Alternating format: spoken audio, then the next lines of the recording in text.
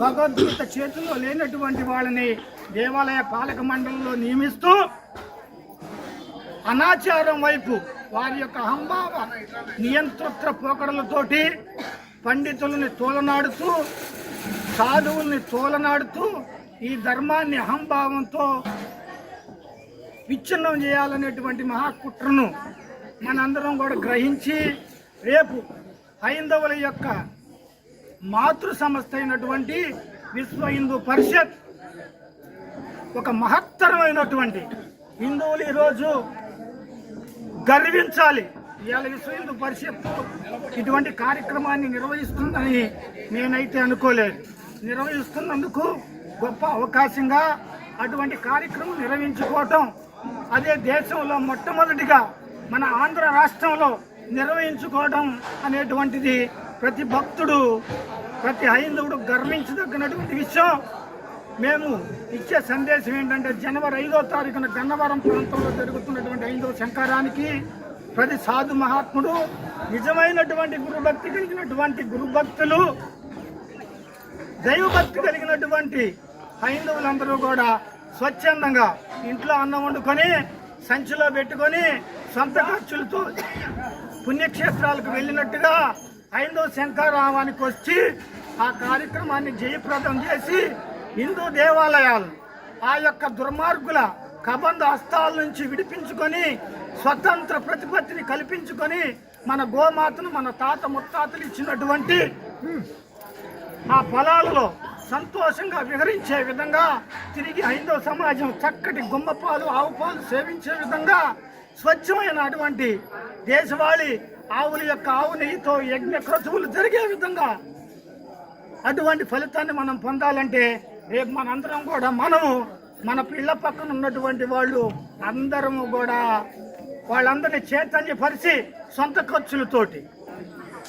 ఖర్చులతోటి స్వచ్ఛందంగా ప్రతి ఒక్కరు కూడా ఎవరైతే రేపు గన్నవరం సభకు వచ్చేటువంటి వారు ఉన్నారో వాళ్ళే నిజమైనటువంటి దైవభక్తులు. గుడికి పోయేవాడు కాదు దైవభక్తుడు, అంటే గుడికి పోయేవాడు దైవభక్తుడు కాదు. అర్థమైందా? ధర్మం దగ్గరికి వెళ్ళేవాడు ధర్మం. ఇది ధర్మ కార్యం. ఇప్పుడు మనం వచ్చింది దైవ కార్యం, రేపు మనం వెళ్ళబోయేది ధర్మ కార్యం. కనుక ధర్మ కార్యం వైపు వచ్చేటువంటి వాడే నిజమైనటువంటి దైవభక్తుడు, గురుభక్తుడు, శివభక్తుడు మీ అందరికి తెలియజేసుకుంటూ ప్రతి ఒక్కరూ కూడా 10 మందికి చెప్పి స్వచ్ఛందంగా మీరు వాహనాల్లో మీ ప్రాంతాల్లో ఆల్రెడీ విశ్వ హిందూ పరిషత్ వారు వాహనాలను ఏర్పాటు చేయడం జరిగింది. స్వచ్ఛందంగా వచ్చి కార్యక్రమాన్ని విజయవంతం చేసి రేపు మనం చేయబోయే కార్యక్రమం ఈ దేశానికి మార్గనిర్దేశకం చేయబోతుంది. దేశవ్యాప్తంగా ఉన్నటువంటి హిందూ దేవాలయాల విమోచనానికి ఆంధ్రప్రదేశ్ నాంది పలకబోతా ఉంది. కాబట్టి దీన్ని మనం గనక విజయవంతం చేసుకోలేకపోతే అది మన మానసిక దౌర్బల్యం, మన దౌర్భాగ్యం, దేశవ్యాప్తంగా సనాతన ధర్మానికి ఆటంకం అవుతుంది. కనుక ప్రతి వ్యక్తి జాగృత అవస్థతోటి ఈ కార్యక్రమాన్ని ఎవరు ఆహ్వానించరు, ఎవరింట్లో పెళ్లి కాదు. ఇది హైందవుడు కార్యక్రమం.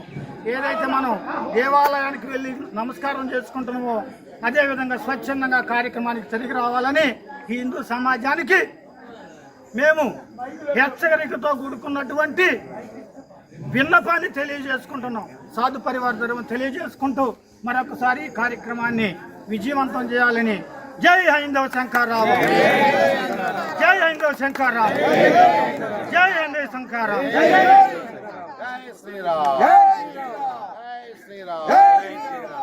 హిందూ బంధువులకి చిన్న సందేశం. మన పాటమే కాదు, మన అక్కడికి రాలేని వాళ్ళ చేత ఇదిగోండి ఈ పాంప్లెట్స్ లో స్కానింగ్ ఉంది. ఈ స్కానింగ్ చేస్తే హైందవ శంకర్రావు అనే యాప్ వస్తుంది. దాని ద్వారా మన పేరు, అడ్రస్, ఫోన్ నెంబరు ఫీడ్ చేసి ఓకే అంటే మనం ఇది హైందవ శంకర్రావానికి మద్దతు తెలియజేయటం. మనం అడిగి రావటమే కాదు, రాలేని వాళ్ళను కూడా ఇట్లా మన హైందవులు మొత్తం ఐక్యంగా ఉండామని తెలియజేసే యాప్ ఇది. తెలియజేయాలని అందరూ మద్దతు పలకాలని, మనమే కాదు మన బంధువర్గమే కాదు ప్రతి హైందవుల చేత ఇది చేపియాలని మనం చేస్తున్నాం. జై బజరంగ్ దళ్, జై బజరంగ్ దళ్.